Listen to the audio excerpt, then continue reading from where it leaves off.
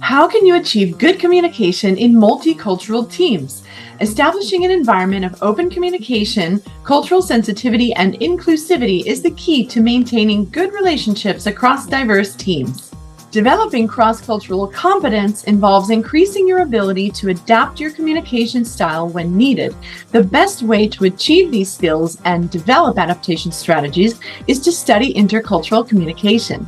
Beyond taking courses and building your skills, in this video, I will cover 6 steps to build and maintain effective intercultural communication in your multicultural team.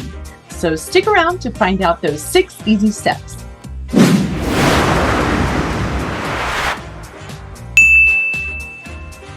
First of all, I should mention that I am a cross-cultural trainer with experience in training professionals in leadership positions across many sectors in multinational companies across the world.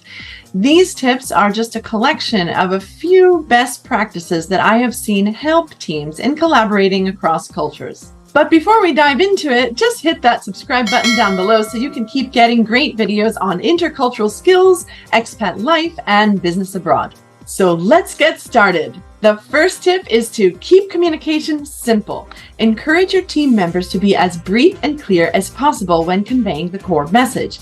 If English is the official language in your office, try to use international English rather than regionalisms or idiomatic expressions which people may not understand. A regionalism is a word, expression, or pronunciation used by people in a specific geographic area.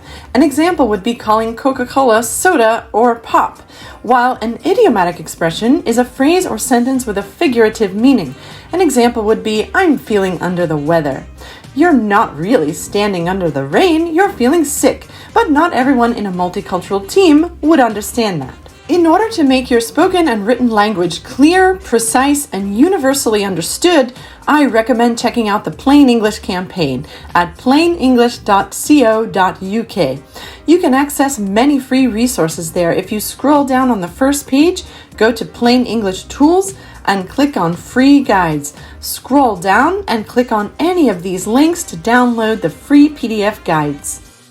Also, avoid using jargon or acronyms unless you're sure that the listener understands them. Jargon are terms that are unique and known only in a specific field. Examples could be cluster, server, and ping in the IT field, and acronyms are a collection of letters which stands for something. Examples could be the UAE, FYI, ASAP, IMO, etc. As a tip, if you use an acronym or jargon term, just define it for the listener. You can't be sure others know your jargon, and every country has different acronyms, so it's always best not to assume that the listener knows the acronym you're using. Number 2, use storytelling techniques. Stories serve to better illustrate your message and make it memorable. Universally, across all cultures, storytelling has proven to be an effective tool to convey key messages. You can also use an analogy. An analogy is a comparison between two things for the purpose of explanation. An example could be, life is like a box of chocolates. You never know what you'll get. Number 3, ask questions and encourage others to ask questions too.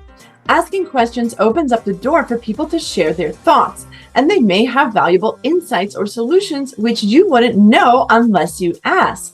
Be careful about how you ask questions, though. It's very common in many cultures to answer yes, even if the answer is no. This could be due to a cultural value of saving face and/or a desire to prevent disappointment. Therefore, just be aware that asking questions may or may not get you the desired answers. If you're working in a multicultural environment where there are people who struggle to say no directly, try modifying the way you ask questions. Instead of asking, do you understand, which will get you only yes or no and may land you in a trap, try asking, what did you learn? For more information on the cultural value of saving face, check out this video here. And if you want to know more about this technique of transforming yes-no questions, check out this video here. Then, tip number 4, repeat as needed. Encourage your team to convey messages frequently and clearly. Also transmit the idea to them that repetition and review are perfectly fine. There's nothing wrong with asking to repeat something. Remember that if you're working in a multicultural environment and English is the working language, many people may be speaking English as a second language, so repetition may be needed. We don't want to make people feel self-conscious of asking for repetition, so please be sure to let them know your willingness and patience about repeating information or instructions. Tip number 5, show as well as tell. Lead by example. Strong communication practices are essential in virtually any workplace or business situation. If you are in a leadership position, you need to establish a clear, transparent, and efficient flow of information that can lead to consistently positive outcomes. Your team members will need to have clear direction and examples to learn by, plus access to resources and information to complete tasks given to them.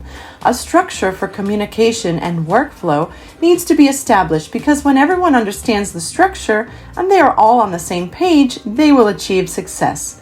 Also, if you inculcate a spirit of diversity and inclusion among your team, as well as acceptance and willingness to adapt to different cultural communication styles and working styles, your team will follow in your footsteps and do the same.